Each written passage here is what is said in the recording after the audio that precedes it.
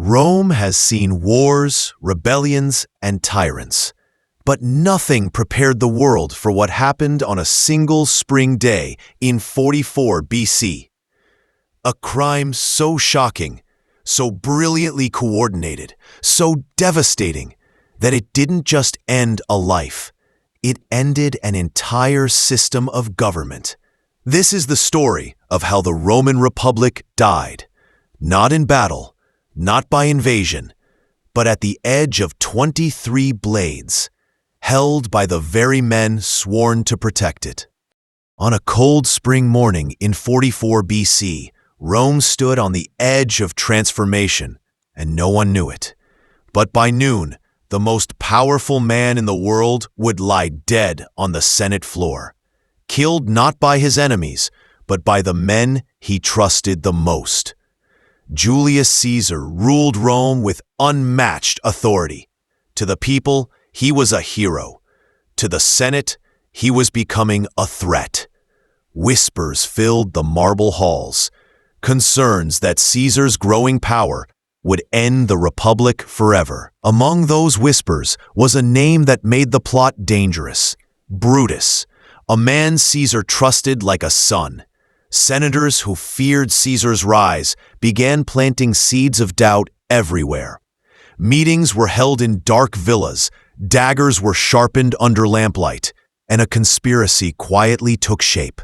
A conspiracy meant to save Rome by killing Caesar. Cassius, the architect of the plot, worked day and night recruiting senators. He used fear, pride, anger, anything he could to gather enough men willing to kill the most powerful figure in the Republic. He turned his attention to Brutus. If Brutus joined, the assassination would gain legitimacy. If he refused, the conspiracy might fall apart before it even began.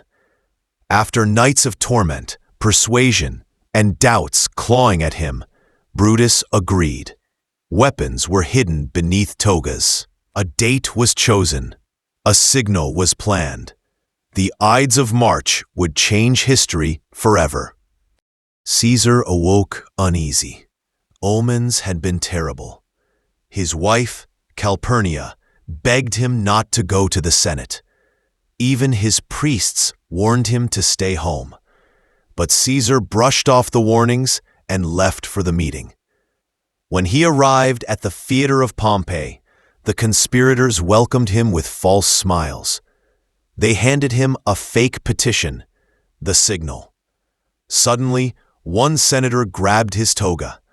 Another struck him with a dagger. Caesar staggered back, shocked, as more blades pierced him.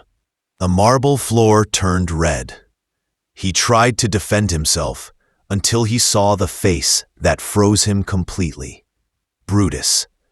Caesar's voice broke as he whispered, "Et tu, Brute? You too, Brutus?" At that moment, he stopped resisting. He fell at the base of Pompey's statue, his blood pooling beneath it. Rome's most powerful man was dead. Outside, Rome erupted. People screamed, panicked, hid. No one knew who controlled the city now. The conspirators rushed out, shouting that they had saved the Republic. But the people didn't believe them.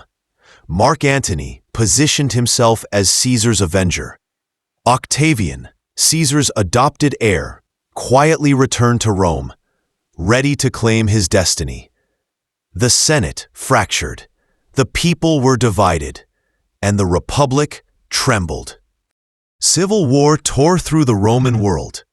Armies marched, alliances broke, cities burned. Brutus and Cassius were defeated and chose death over capture. Mark Antony and Cleopatra rose to challenge Octavian and fell. And finally, Octavian stood alone, taking the title Augustus. The Roman Republic was gone. In killing Caesar to save it, the conspirators unknowingly destroyed it. From Caesar's blood, the Roman Empire was born.